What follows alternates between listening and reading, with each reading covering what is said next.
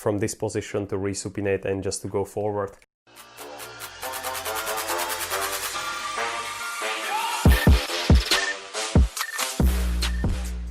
In this video, we're going to go over heel eversion mobilization. Heel eversion just means ability to move your heel bone just over here. This motion is very important for ability of the foot to pronate, so to be able to roll in and thus load all of the muscles kind of upwards of the chain, so or the peroneals, tibialis posterior, all of the hips, your glutes. If you don't have this ability, your glutes have almost like no reason why to turn on, especially when you are talking about the gait and ability to land, and then as the foot turns in, to slow down, decelerated motion. The mobilization, what I'm about to show you, is great for its ability to mobilize your hip into the extension. So you can imagine like when you are walking, your rear leg or your trail leg is on the behind you, a little bit of the internal rotation and also that heel eversion. So you are getting almost like all of the movements which are necessary for you to have when you are stepping, and that rear leg is basically behind you.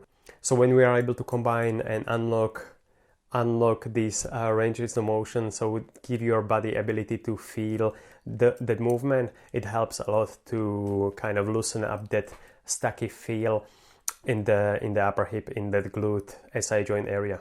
So how to do it is actually very simple. You're just going to find something like a door frame, or in my case it's going to be my climbing wall.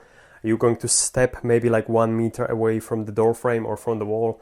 Then you are just going to put your hands on the wall, kind of leaning into the straight line into the wall.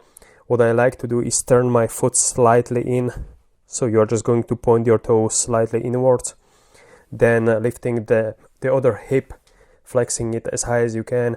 That's going to create nice stretch in your calf and also in your hips, and then you're just going to drive your knee outwards.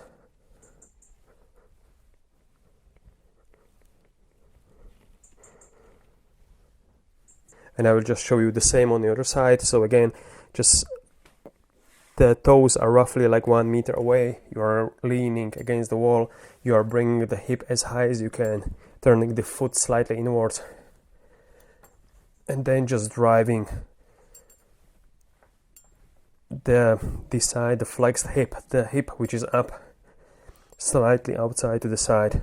So you can see, and at this point we are driving that calcaneal or the heel eversion just over here. So again, this motion is super important for when that foot hits the floor and it gets into the dorsiflexion. So when your foot is behind you, that foot has to be able to, or should be able to, almost like roll out and collapse a little bit in. That's going to preload the glute muscles, all of the peroneals and all of the chain reaction of your core. So then you are able to, from this position, to resupinate and just to go forward. So from the programming standpoint, this mobilization is super simple and it's great to use like a micro break. So let's say when you're working on or you have a little bit of free time, you're just going to lean against the door frame. It can be closed or it doesn't need to be open, and you're just going to basically drive the knee outward, thus driving this a little bit of motion. Again, it takes usually like few days and quite a few repetitions to get this motion a little bit more automatic, but then you might be a little bit more aware that during the walking the foot just doesn't feel, it feels a little bit more fluent. It doesn't feel like it's almost like hitting, and it has that kind of crazy sound. Anyway, so guys, hopefully this was helpful. If it was, please give it a like. Good luck, and any questions, just let me know.